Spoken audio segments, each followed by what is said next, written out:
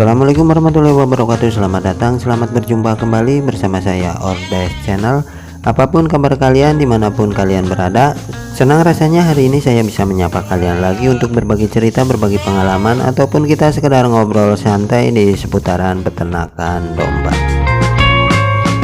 Di kesempatan sore hari ini yang cerah, saya cuman pengen sharing, ngobrol santai dengan kalian. Jadi kalau kalian punya pendapat atau mungkin kalian juga pingin ikut berbagi, bisa ditulis di kolom komentar. Terkadang sebagai peternak domba yang masih pemula atau masih baru, kita masih dipenuhi dengan rasa kebingungan yang sangat tinggi ya. Bahkan untuk menentukan sebuah pakan sendiri saja kita masih bingung, antara pakan yang bagus untuk breeding itu pakan yang seperti apa, apakah pakan dapat beli atau pakan alami atau pakan yang bagaimana. Karena ini video sharing, jadi mutlak dari pendapat saya, dan jika kalian nggak sependapat pun nggak apa-apa, atau mungkin kalian punya pendapat lain mau dibagikan di kolom komentar, ya silahkan, monggo, saya sangat terbuka.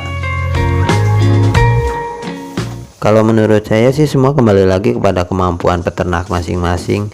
Yang perlu kita ingat di sini bahwa ternak domba dengan sistem breeding itu membutuhkan waktu yang cukup lama. Kalau dirasa kalian mampu untuk memberikan pakan-pakan premium atau pakan-pakan beli, ya nggak jadi masalah juga. Justru itu malah lebih bagus, karena dengan pakan-pakan beli berarti nutrisi untuk domba-domba kita itu akan lebih terjamin. Tapi kalau memang modal kita tidak mampu atau modal pas-pasan, modal kecil, hal pertama yang mesti kita lihat adalah bahan-bahan pakan yang bisa continue di sekitar kita selama 2 tahun. Semakin kecil biaya atau kos yang kita keluarkan untuk pakan akan semakin lebih bagus ya.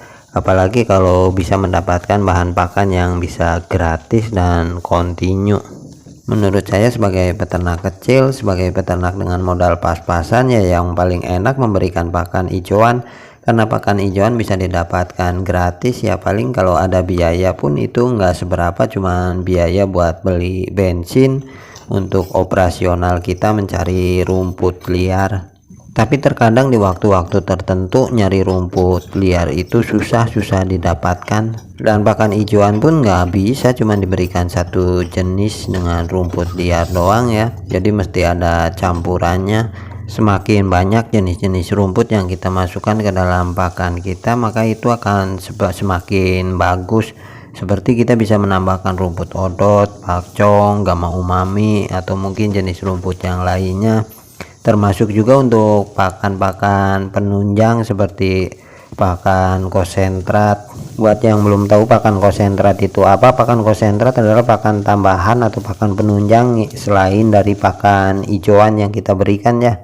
Jadi semua pakan penunjang yang kita berikan kepada domba-domba kita itu termasuknya ke dalam golongan konsentrat ya. Kandungan konsentrat itu bermacam-macam ya, ada yang karbo aja, ada yang protein aja, ada yang cuman serat aja.